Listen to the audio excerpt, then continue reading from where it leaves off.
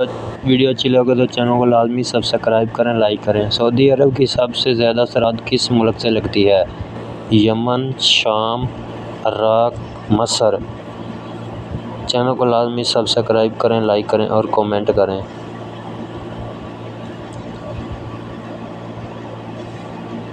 Yemen के साथ।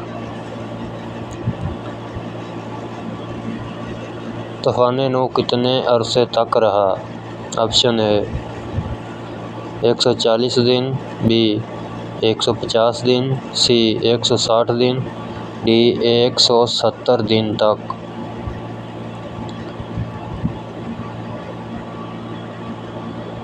इसका सही जवाब है 150 दिन। अजीज़ मसर बख्त नसर बादशाह के दौर में आए। बताइए, बख्त नसर किस मुल्क का बादशाह था? शाम का, फारस का, मसर का, इराक का। इसका जवाब है